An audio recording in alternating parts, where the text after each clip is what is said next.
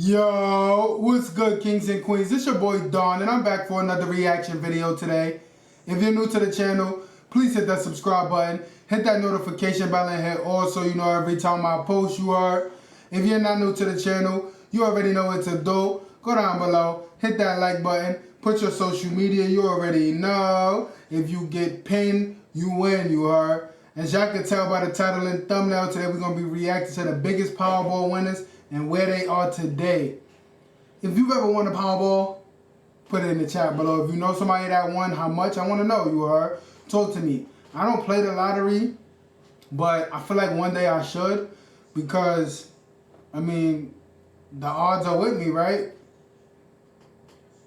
If you play the lottery and you've won anything, put it down in the chat, in the comments, wherever you're watching this at, you heard.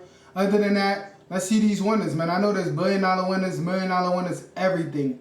Maybe I'll be one of those one day. Actually, you know what? I will. Many people play the lottery on a regular basis, so let's get to it, man. Raymond Buxton had been playing the lottery for about 2 decades when he finally got lucky in 2014. He bought 2 Powerball quick pick tickets and ended up winning the jackpot of $425 million, which was not only the biggest jackpot in California, but also one of the biggest wins in the history of the US. Buxton opted for the lump sum payoff of Dang, intermission, you heard. Go down below, hit that like button, subscribe button, notification button. That's how we get rid of these intermissions, you heard. It's all free. I want to see what son got, boy, because, you know, they're going to take them taxes, man. I'm dead. My baby just fell. $42.2 million before taxes for his Powerball jackpot and stated that he wanted to maintain his privacy. While he didn't reveal any personal details, he did explain that he waited a couple of months to come forward and claim his win because he wanted a team of lawyers and financial advisors behind him to help him manage his incredible fortune and deal with everything that goes with suddenly becoming a multi-millionaire. Buxton decided to put most of his winnings towards charity, saying that he was looking forward to his new job setting up a charitable foundation focused on the areas of pediatric health, child hunger, and education. Nice. Back in February 2015, Mary Holmes won 1/3 of the $564.1 million Powerball jackpot, and the lump sum she took home was about $127 million before taxes. The lottery winner, who used to work at supermarkets and fast food joints to support her children, one of which had cerebral palsy, planned to spend a lot of the money on her kids, but also stated that she wanted to finish college, support charities, and buy her own family as well as her mom new houses. In addition to that, the lucky jackpot winner donated 10% of her winnings to Pleasant Hill Missionary Baptist Church, which after taxes amounted to about $1.5 million, the largest ever donation made to a church from a lottery win. While most people would have been very grateful to receive that much money, the pastor of this church had a slightly different reaction to the donation. He actually decided to sue Mary Holmes for more money, claiming that she had pledged to donate up to $10 million to his church. The lottery winner also spent several millions of dollars on bailing her boyfriend out of jail repeatedly, something which she probably regretted later on, as he reportedly took her money to give it to other women in exchange for sexual favors. But while her private life may have been a mess, Mary Holmes did successfully help others in need and is still doing so through her foundation. She made an initial investment of $9.7 million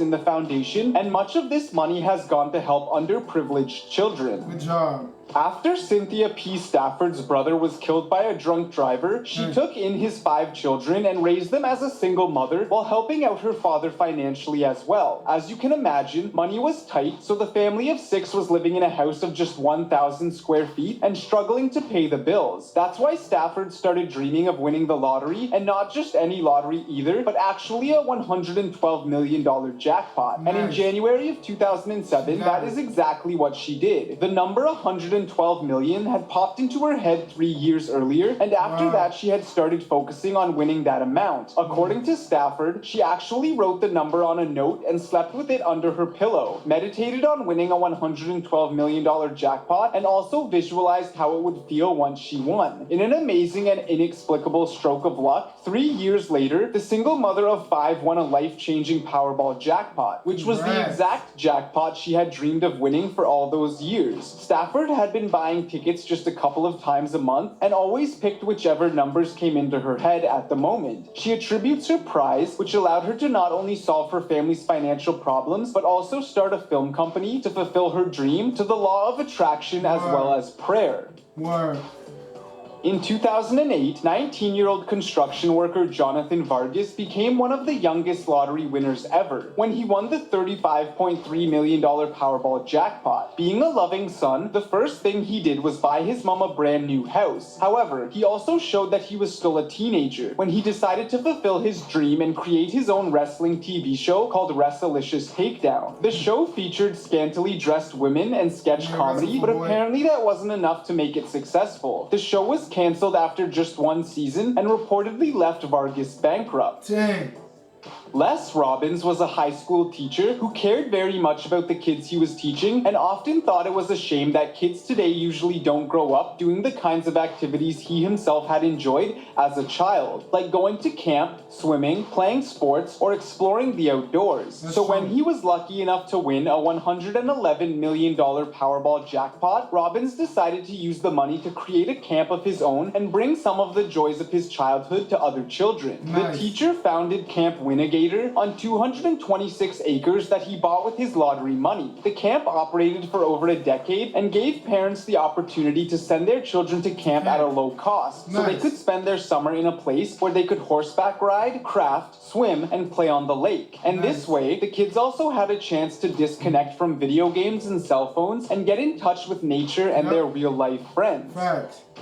After Gloria Mackenzie had been the record holder for the largest jackpot ever won by just one person for about 4 years, Mavis L. Wanziak of Chicopee, Massachusetts, set a new record when she claimed the winning ticket for the $758.7 million Powerball jackpot in August of 2017. She was the only one to beat the odds of one. Hey, the people That's of the crazy, Discovery Channel yo. came Let me to know me. down in the comments what y'all think of the video so far. Please help me get rid of these animations. I'm sick and tired of them. Sick of them. To build $1 million. Let's get back. In $292.2 million, which is about the same as flipping a coin and having it land on heads 28 times in a row, according to mathematician Professor Cornelius Nealon, and decided to take home the cash lump sum of a whopping $480.5 million before taxes. Mavis had only found out that she had won because a friend had My $1 million. boy, son said before taxes, she had 750 million. She took home 400 million before taxes.